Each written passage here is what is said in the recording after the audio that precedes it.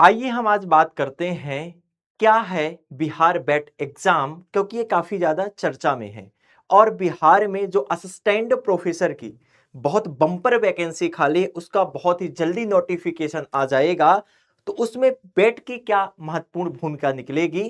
तो अगर आपको भारत में कहीं भी असिस्टेंट प्रोफेसर बनना होता है तो इसके लिए आपको यूजीसी नेट का एग्जाम क्लियर करना होता है, अर्थात नेशनल एलिजिबिलिटी टेस्ट। और वहीं पर बिहार एग्जाम अपने राज्य के अभ्यर्थियों के असिस्टेंट प्रोफेसर के पात्र बनाने के लिए बेट एग्जाम कंडक्ट करवा रहा है, जिसका फुल फॉर्म होता है बिहार एलिजिबिलिटी टेस्ट। इस वेट एग्जाम को क्लियर करने के बाद बिहार के अंतर्गत जो असिस्टेंट प्रोफेसर की वैकेंसी आने वाली है, इसमें आप एलिजिबल हो जाएंगे और असिस्टेंट प्रोफेसर के लिए जो एप्लीकेशन फॉर्म आएंगे उसे फिल करके आपने जो टारगेट करके रखा वो असिस्टेंट प्रोफेसर का गोल अचीव करोगे।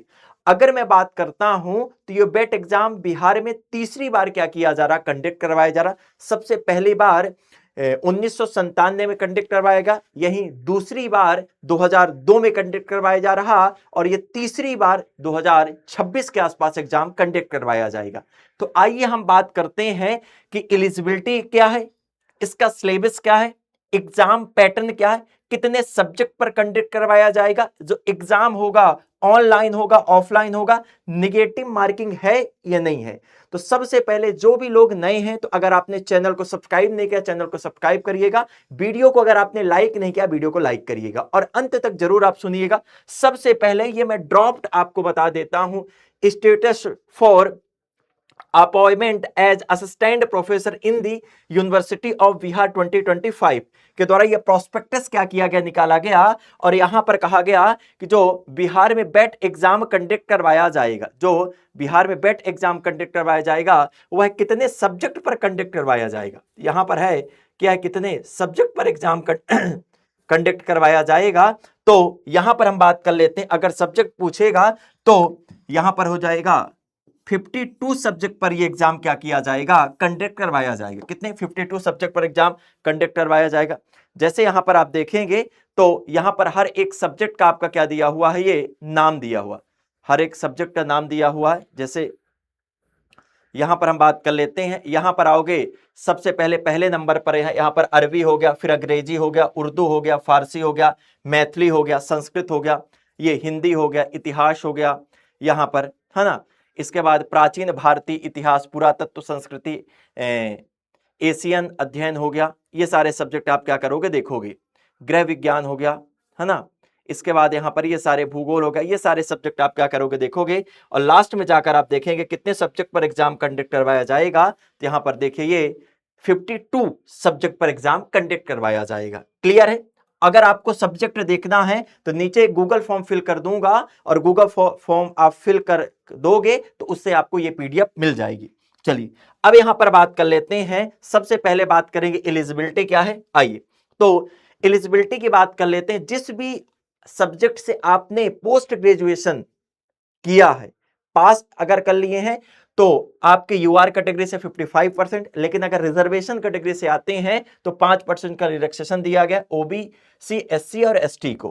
पीजी अपेयरिंग वालों के लिए यहां पर अभी मैं 100% श्योरिटी के साथ तो नहीं कह सकता हूं, लेकिन जो यूजीसी का नियम है, तो अगर पीजी अपेयरिंग की मैं बात करूंगा कि अगर आप फर्स्ट ईयर में है तो एग्जाम नहीं दे सकोगे, लेकिन अगर सेकंड ईयर में है तो एग्जाम क्या कर पाओगे, दे पाओगे और 2 साल के अंदर आपको पास करना होगा।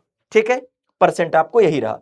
एज की बात कर लेते हैं तो 23 साल से लेकर 45 साल तक के अभ्यर्थी इस एग्जाम को दे पाएंगे। अभी डिमांड चल रही है कि इसकी जो एज है 21 साल करना चाहिए और एज के बारे में जो रिलैक्सेशन है केवल बिहार राज्य वालों को दिया जाएगा, अन्य राज्य वालों को वहां पर नहीं दिया जाएगा। ये आपके चाहिए क्या, मैंने बता दिया एलिजिबिलिटी। अब एग्जाम पैटर्न की बात कर लेते हैं, तो जो एग्जाम पैटर्न यूजीसी नेट का है वही एग्जाम पैटर्न बेट एग्जाम का भी होगा। इसमें किसी प्रकार की नेगेटिव मार्किंग है, किसी प्रकार की नेगेटिव मार्किंग नहीं है। इसमें 2 पेपर कंडक्ट करवाए जाएंगे, पेपर फर्स्ट और paper second. Paper first general paper होगा और पेपर सेकंड सब्जेक्ट स्पेसिफिक होगा। पेपर फर्स्ट में 50 क्वेश्चंस आएंगे, एक क्वेश्चन 2 मार्क्स का, मतलब पेपर फर्स्ट 100 मार्क्स का होगा, पेपर सेकंड सब्जेक्ट स्पेसिफिक होगा, इसमें 100 प्रश्न पूछे जाएंगे, एक प्रश्न 2 मार्क्स का, 200 मार्क्स का। अगर बात करते हैं तो 150 प्रश्न रहेंगे, 300 मार्क्स का आपका पेपर होगा और 3 घंटे के लिए आपको समय निर्धारित किया जाएगा, दिया जाएगा। क्लियर है?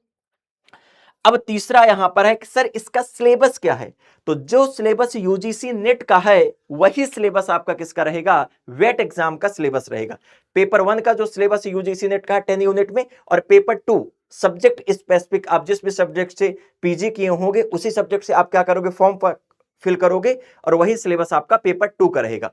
अब सिलेबस अगर आपको प्राप्त करना है तो इसके लिए आप यूजीसी नेट की वेबसाइट पर विजिट करके और पेपर 1 पेपर 2 का सिलेबस दे सकते हैं। लेकिन अगर आपको डायरेक्ट पेपर जो सिलेबस होगा वो सिलेबस क्या है तो उसकी पीडीएफ चाहिए तो गूगल फॉर्म लगा हुआ उसे फिल कर देंगे तो आपके मेल पर आ जाएगा। क्लियर है? देन यहां पर आगे बात कर लेते हैं, ये हमने देख लिया। इसके बाद पेपर जो होगा सर ऑनलाइन होगा कि ऑफलाइन होगा? तो अभी तक जो जानकारी है, सूत्रों से जानकारी मिली है तो पेपर आपका ऑफलाइन ही कंडक्ट करवाया जाएगा, ऑनलाइन पेपर कंडक्ट नहीं करवाया जाएगा। यहां बात कर लेते अन्य राज्यों के जो विद्यार्थी हैं तो आवेदन कर सकेंगे, लेकिन उन्हें आरक्षण का, रिजर्वेशन का फायदा नहीं मिलेगा। वो यूआर कैटेगरी से क्या कर पाएंगे? फिल कर पाएंगे, बिल्कुल कर पाओगे। ठीक है, देन यहां पर हमने देख लिया। आगे बात कर लेते हैं कि सर इसका नोटिफिकेशन कब तक आ जाएगा? तो नोटिफिकेशन आने की जो पूरी पूरी पॉसिबिलिटी बन रही है तो आप ये मानिए कि मई में तो नहीं आएगा, जून 2026 के आसपास इसका नोटिफिकेशन आएगा, इसका नोटिफिकेशन आएगा। और बिहार के अंतर्गत लगभग मैं बात करता हूं तो 7,000 प्लस असिस्टेंट प्रोफेसर की वैकेंसी क्या है? खाली है। तो अगर बिहार में आपको असिस्टेंट प्रोफेसर बनना है तो आपको ये एग्जाम क्या करना पड़ेगा? क्लियर करना पड़ेगा, देन आप फिर क्या बन जाओगे? असिस्टेंट प्रोफेसर बन जाओगे। तो अगर आप व्यवस्थित तरीके से पढ़ाई करना चाहते हैं, जो सिलेबस यूजीसी नेट का है वही सिलेबस बेट एग्जाम का है और वही सिलेबस असिस्टेंट प्रोफेसर का 50% होने वाला है। तो अब इसकी अगर व्यवस्थित तरीके से पढ़ाई करना चाहते हैं, क्योंकि जो ये एग्जाम है तो इसे क्लियर करने के बाद आप हायर एजुकेशन की तरफ जाएंगे, हायर एजुकेशन की तरफ अर्थात असिस्टेंट प्रोफेसर बनेंगे, तो आपको अपने सब्जेक्ट के बारे में डीपली नॉलेज होगा, तभी आप एग्जाम क्या कर पाओगे? क्लियर कर पाओगे, क्योंकि काफी लंबे टाइम के बाद एग्जाम कंडक्ट करवाया जा रहा है। तो अगर आप व्यवस्थित तरीके से पढ़ाई करना चाहते हैं तो जुड़ सकते हैं आप हमारे इस बैच में। अगर आप 6 मंथ का बैच लोगे तो आपको ये पड़ेगा 6,500 रुपए में, अगर 1 साल का बैच लोगे तो ये पड़ेगा 8,200 रुपए में। बस बैच को लेते समय आपको क्या करना है? यहां पर कूपन कोड लगाना होगा केसरी। क्या लगाना होगा आपको? केसरी कूपन कोड लगाओगे तो एक्स्ट्रा डिस्काउंट मिलेगा। अब बैच को लेने के लिए क्या करना है? स्क्रीन पर नंबर दिया, वहां पर जाके आप बैच ले सकते कॉल करके। दूसरा होगा, जैसे आप यहां पर क्लास क्या करें, ये सेशन देख रहे हैं तो यहां पर आप YouTube पर जाओगे, YouTube पर जैसे जाएंगे तो यूजीसी नेट आप चैनल पर आओगे, यहां पर यूजीसी नेट ये YouTube चैनल है। जो भी लोग नए होंगे जिन्होंने चैनल को सब्सक्राइब नहीं किया, चैनल को सब्सक्राइब करिएगा।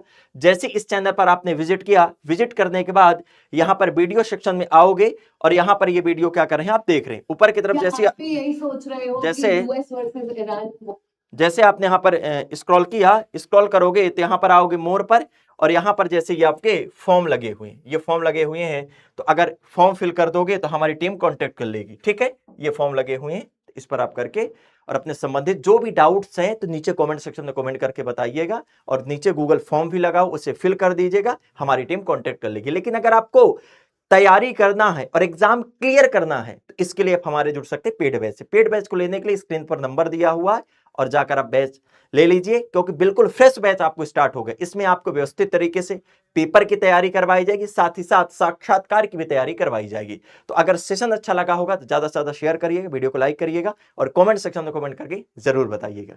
तो मिलते हैं हम नेक्स्ट सेशन में, तब तक के लिए सभी को जय हिंद, जय भारत।